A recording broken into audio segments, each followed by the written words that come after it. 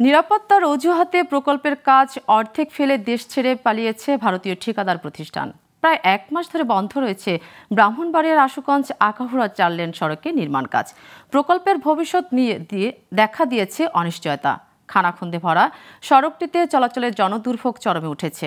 ব্রাহ্মণবাড়িয়া থেকে মফিজুর রহমান লিমনের পাঠানো তথ্যচিত্রে desk report.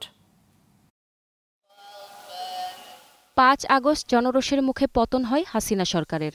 এরপর নিরাপত্তার অজুহাতে ব্রাহ্মণবাড়িয়ার আশুগঞ্জ আখাউড়া 4 লেনের সড়কে নির্মাণ কাজের ভারতীয় ঠিকাদারি প্রতিষ্ঠান এপকনস ইনফ্রাস্ট্রাকচার লিমিটেডের কর্মকর্তা কর্মচারীরা নিজ দেশে ফিরে যান। এতে প্রায় এক মাস ধরে বন্ধ রয়েছে আশুগঞ্জ নদী বন্দর থেকে আখাউড়া স্থলবন্দর পর্যন্ত 4 লেনের জাতীয় মহাসড়কের কাজ।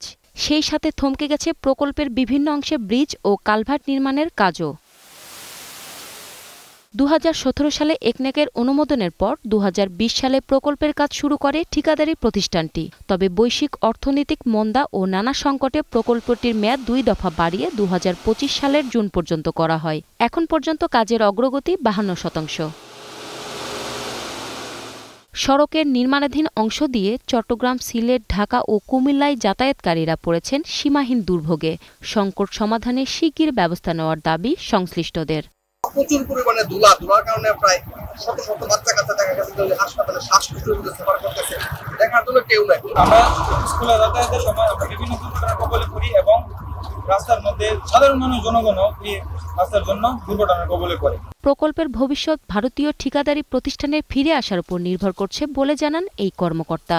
আমাদের যে প্রকল্প পরিচালক স্যার আছেন উনি সাইটে আসছিলেন, উনি সার্বিক অবস্থা দেখে গিয়েছেন এবং উনি আমাদের প্রধান প্রকৌশলী স্যার এবং সচিব স্যারদের সাথে অবশ্যই যোগাযোগ করতেছেন এই বিষয়ে এবং পরবর্তী সময়ে যেরকম সিদ্ধান্ত আসবে এবং সেই মোতাবেকই কাজ হবে।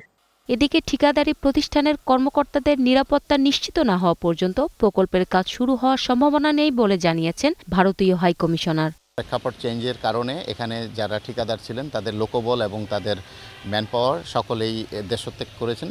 ফলে এই সড়কটি বর্তমানে অরক্ষিত অবস্থায় আছে। প্রায় 4 কিলোমিটার সড়ক প্রায় বিধ্বস্ত। ভারতীয় ঋণ সহায়তা এবং বাংলাদেশ সরকারের যৌথ অর্থায়নে 5,791 কোটি টাকায় বাস্তবায়িত হচ্ছে সড়কটি।